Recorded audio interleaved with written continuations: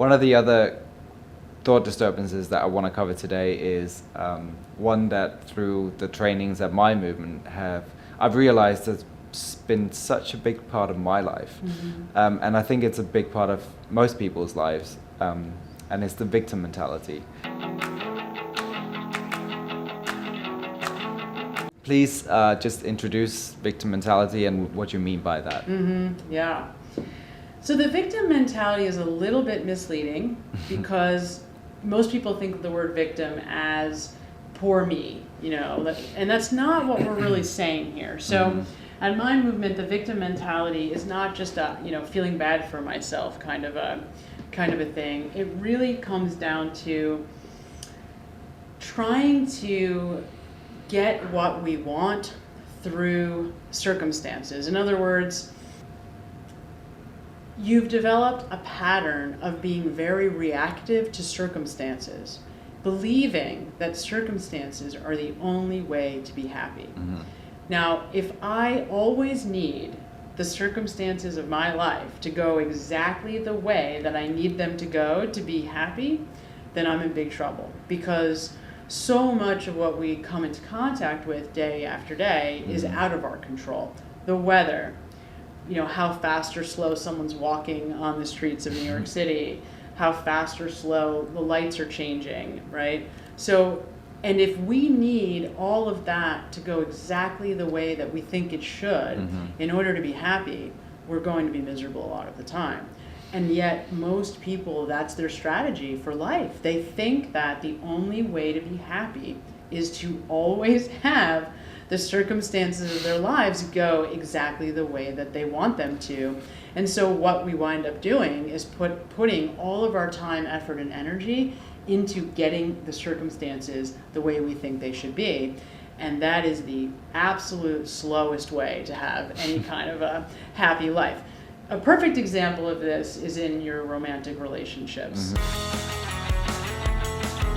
And this is where you really see this, And I just want to say, obviously I have not mastered this yet because I am not in a romantic relationship and I'm in no hurry to get back in one for this very reason. In romantic relationships, oftentimes it comes down to how much I can tolerate the behavior of my partner, right? Because we're two different people and we're not always going to see eye to eye.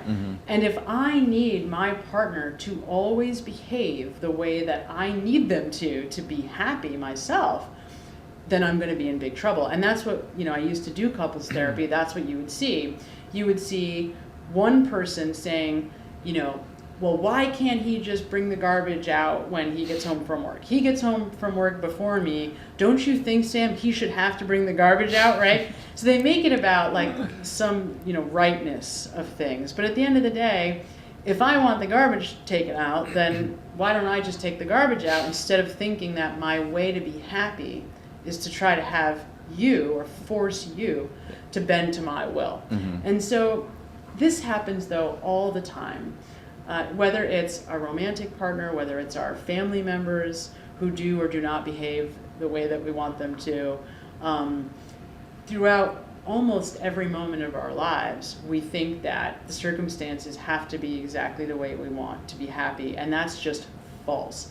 The other side of that is because thoughts are mood dependent, it's not even possible. So it is not possible for circumstances to make us happy. It's just not. The truth of the matter is, if I'm not in a good mood, no matter what my circumstances look like, I can't enjoy them. And so in actuality, the only way to be happy in this world is to just be happy. In other words, if I feel good, no matter what's going on around me, I'm going to filter it through happier thinking.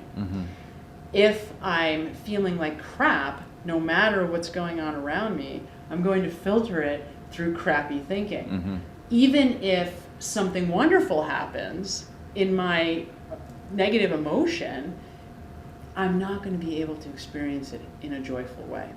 So circumstances fundamentally cannot bring us happiness.